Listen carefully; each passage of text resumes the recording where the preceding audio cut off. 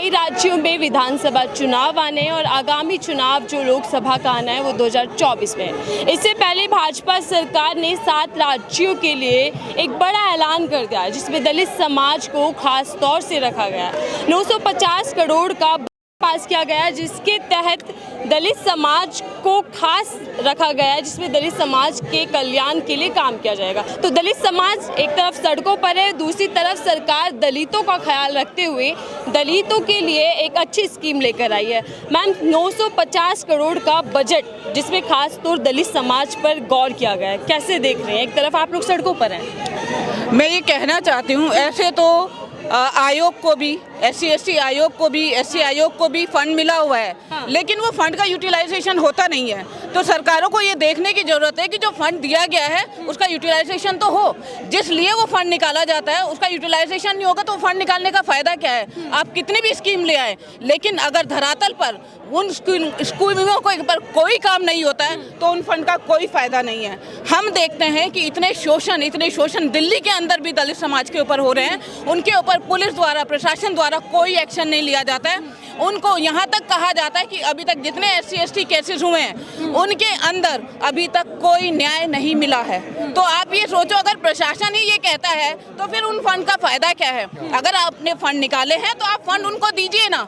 ऐसे इस सरकार में अगर फंड निकाल भी रहे हैं या पहली सरकारों ने जो फंड निकाले हैं उनका यूटिलाइजेशन क्या है? आप डेटा निकालिए, आपको पता चलेगा कि उन फंड्स का कोई यूटिलाइजेशन नहीं हो रहा है धरातल पर। तो हमको सरकारों को धरातल पर आने की ज़रूरत है, समाज के लोगों के लिए काम करने की ज़रूरत है। अगर कह देते हैं कि ये फंड हमने निकाल दिया, ये ऐसे होगा, वो सरकारी खजानों में वापस चला जाता है। अगर आप देखेंगे तो कोई फंड कहीं पर भी यूटिलाइज नहीं हो रहा है। दलितों के लिए इतने अत्याचार हो रहे हैं, लेकिन उनको न्याय कहीं पर भी नहीं मिलता है। सरकारों से उनको न्याय नहीं मिलता है, अदालतों में उनको न्याय नहीं मिलता है। उनके केसेस को खराब कर दिया जाता है, प्रशासन द्वारा ही उनके केसेस को बहुत ज़्यादा दबा दिया जाता है, वो सच्चाई सामने नहीं आती है। अगर आप जालोर में भी देखेंगे तो अब जो उनके प्रिंसिपल बनाए हैं एक दलित समाज से बनाए हैं और वो कहा जा रहा है कि वहाँ पर कुछ हुआ ही नहीं। तो फिर इन सब चीज़ों का क्या फ़ायदा है? अगर हम सच्चाई के साथ चलते ही नहीं हैं तो फिर उन सारी चीज़ों का, उन फंड्स को निकालने का क्या फ़ायदा है? क्या ये सब चुनावों को देखते हुए किया गया है? ऐसा ही लग रहा है, ऐसा ही लग रहा है, क्योंकि अभी तक तो कुछ हो नहीं रहा ना इसमें। अब आप देखिए कि क्या हुआ है जालोर में जो हुआ, या यूपी में भी कहीं हुआ है, या इतने देश के इतने हिस्सों में होता है, दिल्ली में भी होता है, तो हो क्या रहा है? महाराष्ट्र में, उत्तर प्रदेश में इतने सारे कांड हो रहे हैं, जिस तरह से शोषण हो रहे हैं, उनके ऊपर क्या एक्शन लिया जा रहा है? उनके ऊपर कानून ने क्या एक्शन लिया है? क्या उसके ऊपर ऐसा कोई चीज़ है जो प्रशासन ले रही है ताकि वो अनुशासन, जो ये कहते हैं ना कि अनुशासन होना चाहिए, जो स्वतंत्रता है, वो स्वतंत्रता कहाँ है सही मायनों में? क्या दलित समाज को स्वतंत्र रहने का अधिकार नहीं है? 75 साल बाद भी बाबा साहब, जिन्होंने सबके लिए संविधान बनाया, पूरे समाज के लिए, हर एक सामान्य नागरिक के जो संविधान बना है, दलित समाज के लिए नहीं बना है, सिर्फ हर एक जाति की महिलाओं के लिए जो संविधान बना है, उनकी स्वतंत्रता के लिए जो संविधान बना है, उसको कितना फॉलो हम कर पा रहे हैं? कहाँ पर महिलाओं को भागीदारी मिल रही है? कहाँ पर बच्चों के साथ जो इस तरह के छोटे छोटे बच्चों के साथ में इस तरह के जो अत्याचार, शोषण हो रहे हैं, उसमें कहाँ उनको न्याय मिल रहा है? आप बताइए, कहाँ न्याय मिल रहा है? तो आप ये बताइए, सरकार जितनी भी योजनाएं लेकर आती है उसमें तो कोई भेदभाव नहीं होता ना, सबके साथ और सबके विकास की बात करती है सरकार। सरकार तो विकास की बात कर रही है ना, लेकिन वो, मैं वही कह रही हूँ कि धरातल पे होना चाहिए ना। धरातल पे नहीं है तो कागजों में आप क्या करेंगे? कागजों में आप क्या करेंगे? बस आप ये बताइए ना, अब चुनाव आने वाले तो ये सारी बातें हो रही हैं, उसके बाद है ना, उसके बाद में क्या है? वो फंड मिलता ही नहीं है। वो जो फंड मिला है उसका यूटिलाइजेशन ही नहीं है।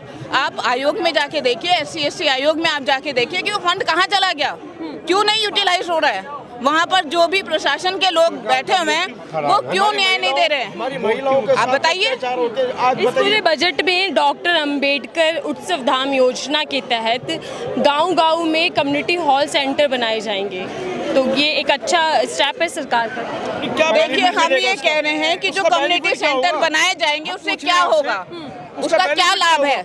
क्या लाभ है? लोग उसका इस्तेमाल करेंगे, उसको दलितों को दबाने के लिए, उसका प्रकाश के लोग जितने भी हैं उसको इस्तेमाल वो लोग करेंगे, तो दलितों के नाम पे जरूर बनेंगे वो लोग। लेकिन उसका फ़ायदा जो है अब प्रकाश के जो सरपंच हैं, पंचायत के लोग हैं, वो उसका इस्तेमाल करेंगे। नाम सिर्फ दलितों का होगा, दलितों का हमेशा हर जगह शोषण होता है। शर्म आनी चाहिए सरकारों को। ये देश नहीं हो गया आज के टाइम में। कोई भी राजनीतिक दल हो, वो हमेशा दलित समाज के, पिछड़े जाति के वर्ग के लोगों की हकों की बात करते हैं, अधिकारों की बात करते हैं, सम्मान की बात करते हैं। लेकिन चुनाव बीत जाने के बाद क्या वो बातें वास्तव में कहीं पे वजूद रखती हैं उन बातों का? उनका कोई वजूद नहीं रहता है, सिर्फ चुनावी वादे होते हैं। हाँ। अगर वजूद रहता तो अभी तक जितने भी शोषण हुए हैं, जितने अत्याचार हुए हैं, तो उन पर कोई ना कोई एक्शन होता। लेकिन अगर हम देखा जाए तो जो SC ST कानून भी जो बनाया गया है वो उसी के लिए बनाया गया है, लेकिन उसमें भी कोई फायदा लोगों को नहीं हो रहा है, क्योंकि प्रशासन जो होती है उन मुद्दों को बिल्कुल भटका देती है। उन्होंने सही कहा था भाई साहब जी ने, डाइवर्ट कर देती है। तो जो आधिकारिक तौर पर SC ST लोगों को न्याय मिलना चाहिए वो नहीं मिल पाता है, किसी भी तरह पे नहीं मिल पाता है। धरातल पर तो मिलता ही नहीं है।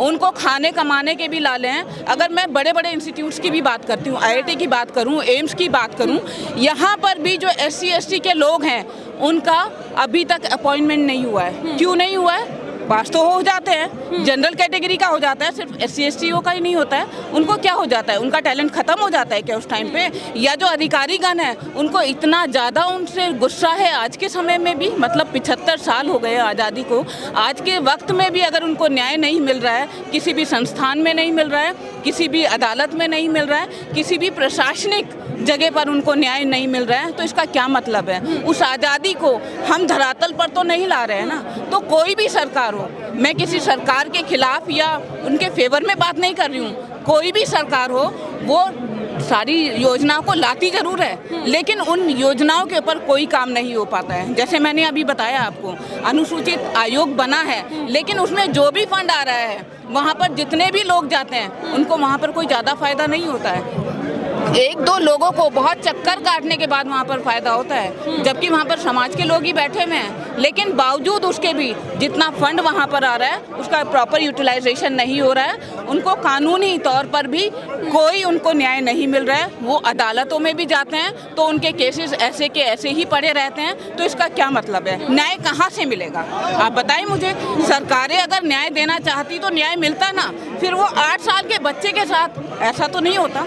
अगर हम न्याय की बात करें, एक प्रधानाचार्य जिसका दायित्व है कि वो इस समाज, इस भारत के लिए हर एक टैलेंट को बचा के रखे, ठीक है, भारत का भविष्य बनाए, वही ऐसा कर रहा है तो आप किससे उम्मीद करेंगे? आप बताएं मुझे, किससे उम्मीद करेंगे?